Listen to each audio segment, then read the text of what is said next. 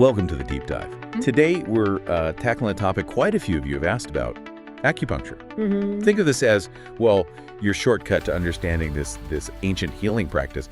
We've got a fantastic resource here, Acupuncture Unplugged.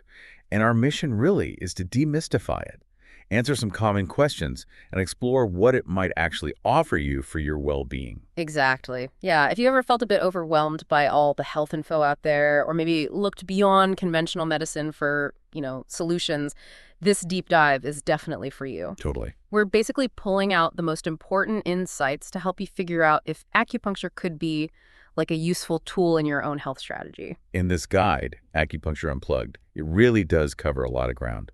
I mean, the basics, how it might actually work physiologically, the health benefits people report, safety stuff, which is key. Right. Its links to mental health, which is fascinating, and even how it fits in with modern medicine. Yeah, and it touches on things like at-home acupressure too, and even, the science behind why some people are still a bit skeptical. Okay, so let's just jump right in. First things first. What exactly is acupuncture? Well, at its heart, it's this really ancient practice, and the main goal is restoring the body's natural balance, helping it heal itself, essentially. Okay. What's interesting in the guide is the author talks about his own initial skepticism. His sister-in-law, a medical tech, actually found it really helpful, which kind of surprised him. Oh, okay. Yeah, seeing her get significantly better from really bad back pain and insomnia after trying acupuncture, that was like a real turning point for his perspective. That kind of personal story, yeah, that can be really persuasive, can't it? Yeah. He also mentions his own first session, right? Expecting it to be uncomfortable, but finding it relaxing. He did, yeah. And that hits on one of the biggest myths straight away, the fear of pain. Right, the needles. Exactly, but the guide really stresses that it's generally not painful. The needles are incredibly fine. He compares them to like a human hair or a cat's whisker. Totally different from an injection needle. Okay, that's a helpful image. Yeah, most people feel very little when they go in, maybe a tiny prick, sometimes a sort of gentle warmth or slight tingling. And honestly, many find the whole thing so calming they actually nod off. Falling asleep with needles in. That definitely challenges the common perception. Okay, so it's not about painful pricks, but how does sticking these tiny needles in actually do anything? What's the modern thinking on how it works? Right, and this is where it gets really compelling because modern science is starting to understand, mechanisms behind what traditional practices observed for centuries. Okay. So one key idea is how it influences the nervous system. When a needle goes in, it stimulates nerve endings right there in the skin and muscle, and those signals, they travel up to the brain. And what happens when those signals hit the brain? Well, the brain responds by releasing various neurochemicals, things like endorphins, your body's natural painkillers, and serotonin, which we know is linked to mood. Ah, okay, the feel-good stuff. Exactly. So releasing those helps reduce pain and brings on that sense of calm and well-being. The author uses a neat analogy, like the brain's a command center with its own pain relief and mood boost buttons that acupuncture kind of gently presses. I like that, accessing the body's own internal pharmacy. Precisely. And there's more. Acupuncture is also thought to trigger something called the pain gate control mechanism. Pain gate. Yeah, basically, the signals from the acupuncture needles can kind of block or at least dampen down the pain signals traveling up the spinal cord before they even reach the brain. Oh, interesting. It helps explain why it can be effective for chronic pain. It's like it dials down the volume on those pain messages. So not just masking pain, but actually changing how the signals are processed. What else is going on? Another big one is blood flow and healing.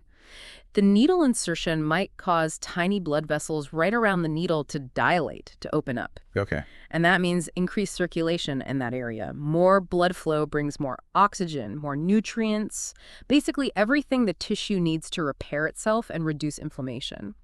That inflammation piece is huge for things like arthritis or muscle injuries. That sounds like a very direct way to boost the body's repair crew. It is. And then there's fascia, that connective tissue web throughout the body. Yeah, it's getting a lot of buzz lately. Right.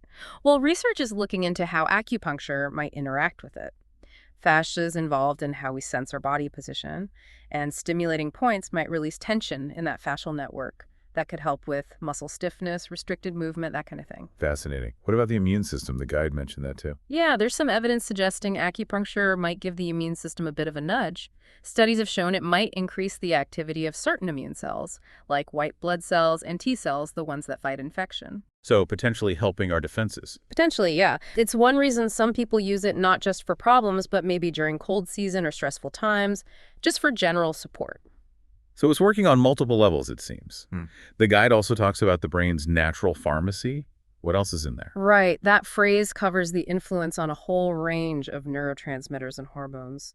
We mentioned endorphins and serotonin, but it could also include dopamine involved in reward, maybe GABA, which has calming effects. Wow. Okay. These chemicals regulate so much mood, appetite, sleep, pain. The author points out how people often come for pain or stress and are then surprised when their sleep improves too. Which makes total sense if it's influencing those core regulatory chemicals. Absolutely. Patients often report just a general calming effect, body and mind, leading to better sleep. The guide even suggests potential effects on the hypothalamus and pituitary gland, key areas for hormone regulation. That might explain some reported benefits for hormonal issues or even reproductive health. It's like it's gently nudging the body back towards its optimal balance point. That's a great way to put it. The author is careful, science is still evolving here, but the evidence points towards a pretty complex therapy that really taps into the body's own healing systems. Okay, so we're getting a clearer picture of the how. But there are still loads of myths floating around about acupuncture. Let's tackle some of those head on, based on the guide. But important. Drinking plenty of water, especially after treatment, helps flesh things out, supports healthy energy flow. Herbal teas like chamomile or peppermint can aid relaxation, digestion. The guide also mentions simple things like dry brushing or warm baths as ways to gently support the body's natural detox pathways. All fairly easy ways to support the process. Finally, the guide talks about creating a personalized wellness routine. Yeah, making it work for you. Maybe scheduling sessions seasonally, combining them with other self-care you enjoy. The key is listening to your body, adjusting as needed. Regular check-ins with your acupuncturist help keep treatments aligned with your goals. And the guide suggests asking your practitioner about at-home acupressure techniques, simple ways to support energy flow and maintain benefits between your sessions. It becomes part of your ongoing self-care toolkit. A proactive, personalized approach with acupuncture as a key part. Now, let's touch on something practical people can try themselves. Acupressure, tapping into that power of qi at home. The guide covers this.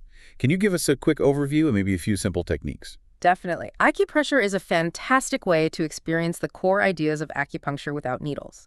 It works with the same concept of qi, that vital energy flowing through meridians.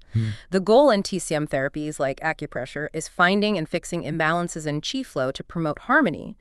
Everyday things, fatigue, headaches, emotional wobbles are often seen as signs of disrupted qi. Acupressure uses targeted pressure on specific points to help restore that equilibrium.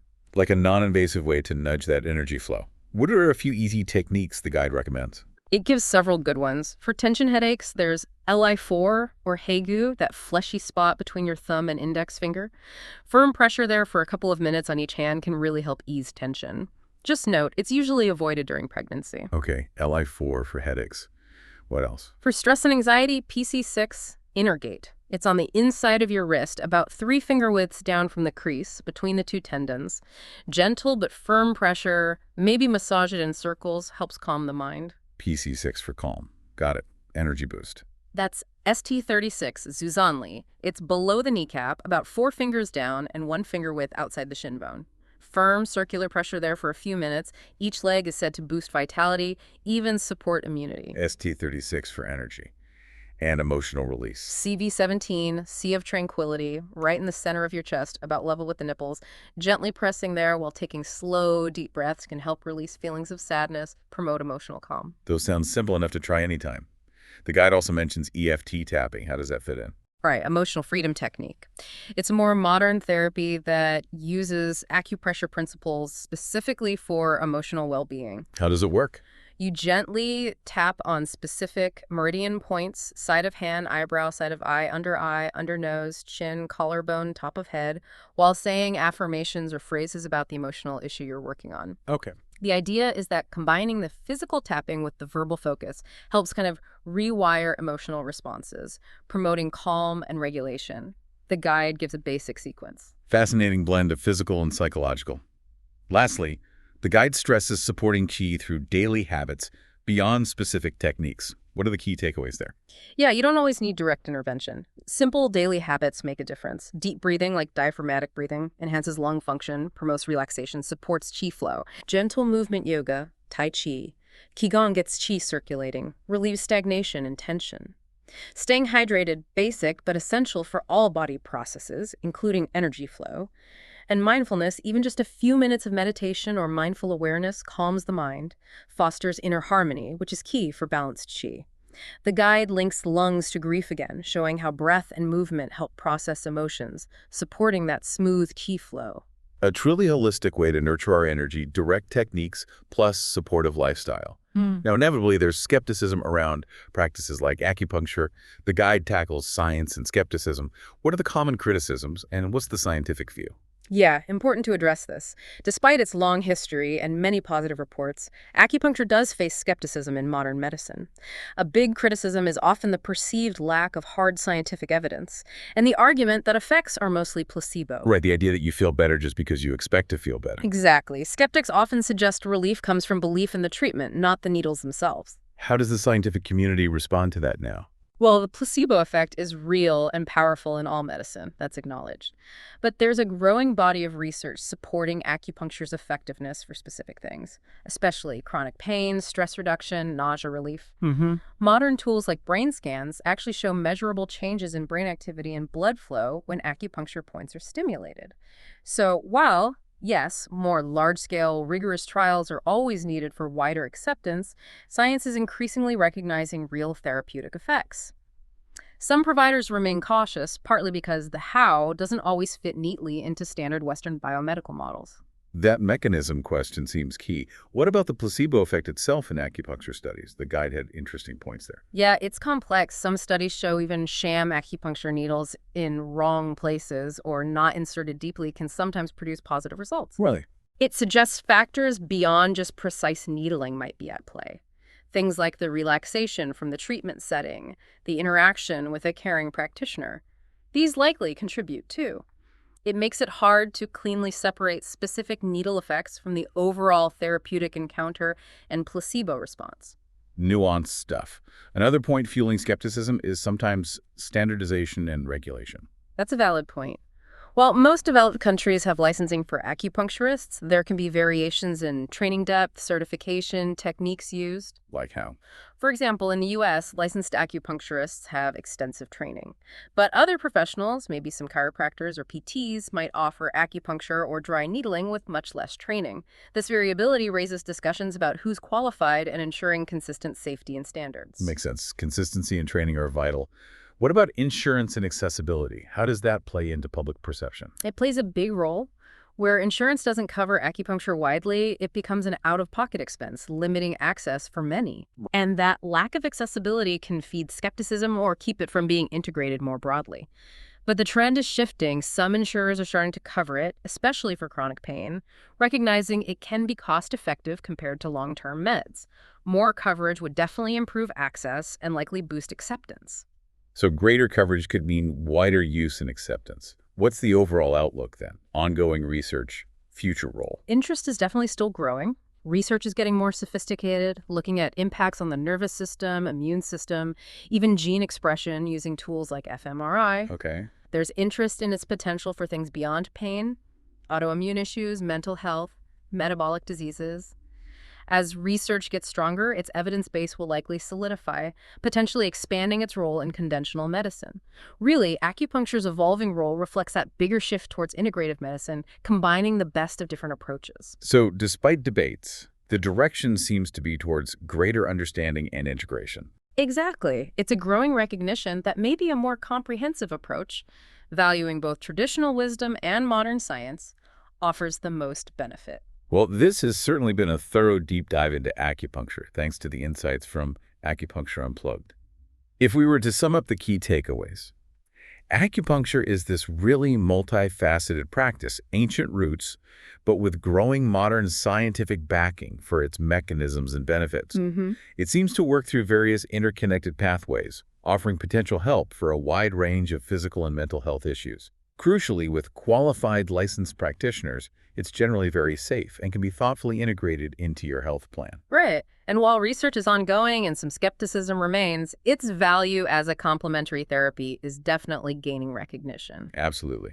So, if anything we've talked about today has sparked your curiosity, we really recommend checking out the resource guide and Acupuncture Unplugged. It's got suggestions for further reading, websites, organizations, ways to find qualified practitioners near you. Yeah, definitely worth exploring further if you're interested. Maybe research some licensed acupuncturists locally, or even just try some of those simple at-home acupressure techniques we discussed. And on that note, here's a final thought to leave you with. As the scientific evidence grows, and considering acupuncture's incredibly long history across so many cultures, how might our whole understanding of the body's own amazing ability to heal continue to evolve as we keep bridging that gap between ancient traditional wisdom and modern scientific discovery? Something to ponder for sure. It really is. Thank you so much for joining us for this deep dive.